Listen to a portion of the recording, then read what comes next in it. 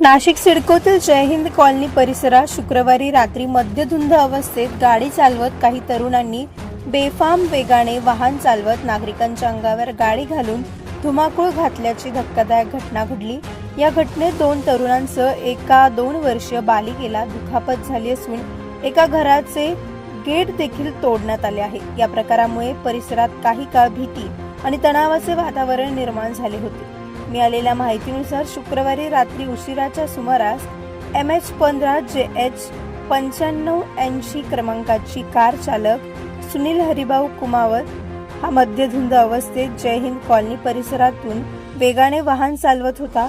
गाडीवरील ताबा सुटल्याने त्याने रस्त्यावरून जात असलेल्या सिद्धांत ठाकरे आणि हर्ष गरुड यांच्या पायावरून गाडी घालत त्यांना जखमी केले। या धडकेजवळच असलेली 2 वर्षीय बालिका देखील जखमी झाली। अपघातानंतर कार थेट एका घराच्या गेटवर जाऊन आदळली, त्यामुळे त्या घराचे गेटचे मोठे नुकसान झाले।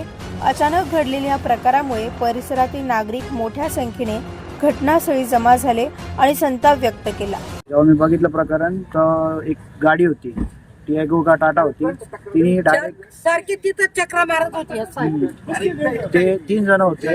आता मेन अक्युज इथं आहे, त्याचे आई वडील पण आहे इथं। तर त्याच्यापैकी तो जो पिलेला होता त्यांनी माझ्या भावाच्या म्हणजे सिद्धांच्या पायावर आणि अजून एक भाऊ इथं माझा त्याच्या पायावर जवळपास म्हणजे विचारायला त्यांनी थांबवलं, तर त्याच्या पायावर गाडी घातली, रिव्हर्स घेतली, परत गाडी डायरेक्ट बंगल्यात ठोकली, त्याचा पुन्हा गेट तोडला। तरी त्याची मुजोरी म्हणजे एवढी होती की तो तिथून पळायला निघाला होता। तर यांनी थांबवलं, त्याला काढलं, त्याला ते काका होते आमचे ठाकरे काका, त्यांनी बाजूला नेलं, त्याला वाचवलं, नाही तर तो आता नसत। आणि तो एवढा पिलेला आहे, त्याला शोध नाहीये।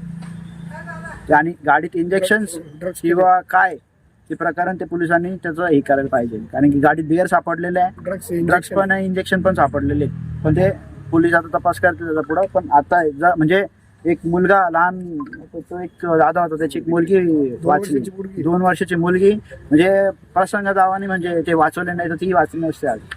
तर एवढा आज जवळपास 5-10 लोकांचं म्हणजे मृत्यू झाला असता। आणि परत गाड्यांचं तर वेगळंच आहे। या दादाची वेंटो गाडी होती, माझी गाडी वेंटो गाडीचं तर तो म्हणजे पूर्ण हे केलं, त्याच्यात माझी गाडी म्हणजे नव्हती, दादाची गाडी होती, ती गाडी वेणी होती, ती त्यांनी हे केलेली आहे।